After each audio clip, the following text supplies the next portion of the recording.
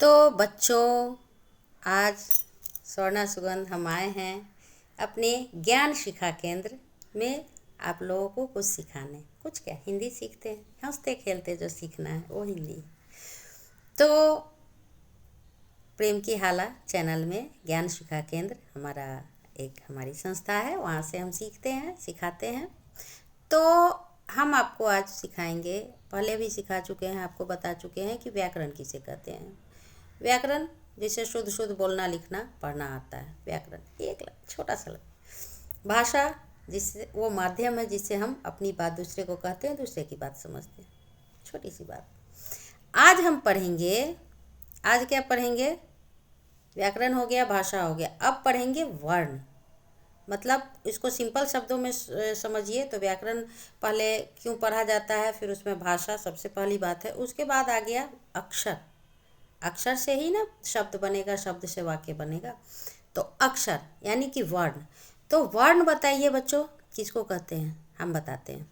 वर्ण कहते हैं भाषा की सबसे छोटी इकाई, ध्वनि की जो सबसे छोटी इकाई होती है, सबसे छोटा जिसको और नहीं तोड़ सकते। एक कागज़ लीजिए, तोड़िए तोड़िए तोड़िए, तो फाड़िए फाड़ते फाड़ते एक छोटा टुकड़ा बच जाएगा ऐसा जिसको आप नहीं फाड़ सकते।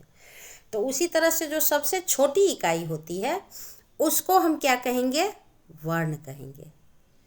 समझने के लिए समझिए, वर्ण क्या है?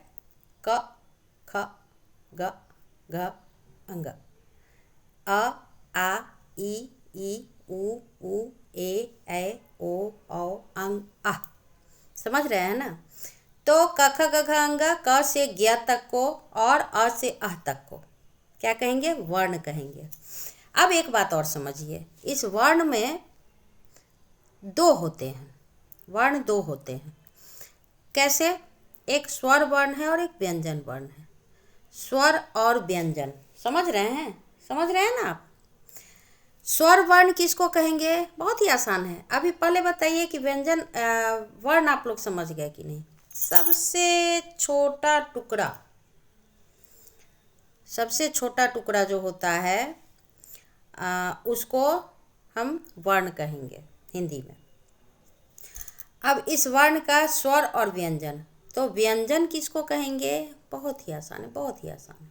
व्यंजन वह है जो बिना सहायता के चल ही नहीं सकता है उसको सहायता चाहिए, ठीक है। और स्वर क्या है? अपनी सहायता स्वयं करता है, खुद ही चलता है, खुद से। मतलब अगर हमको व्यंजन क से ज्ञ को कहते हैं और स्वर अ से अह तक को बोलते हैं। तो व्यंजन जब भी हम बोलेंगे, बोलिए क, बोल के देखिए, बोलिए क बोलेंगे तो क जोड़ अ, च जोड़ अ, की क जोड़ ई, के क जोड़ ए। बिना स्वर के मात्रा की सहायता लिए बिना, स्वर की सहायता लिए बिना व्यंजन हम बोल ही नहीं सकते हैं। ये याद रखिए आप। व्यंजन वर्ण किसको कहते हैं? स्वर की सहायता के बिना जिसको नहीं बोल सकते हैं वो व्यंजन हो गया। अब आ गए हम स्वर पर। स्वर स्वतंत्र है, स्वर अपने आप में बस अ, आ, ई, उ, ए, ऐ, ओ, औ, अंग, आ हो गया। कितना आसान है ना? बहुत आसान है। कल फिर हम कुछ पढ़ेंगे। आज के लिए इतना ही काफ़ी है बच्चों। तो बाय बाय।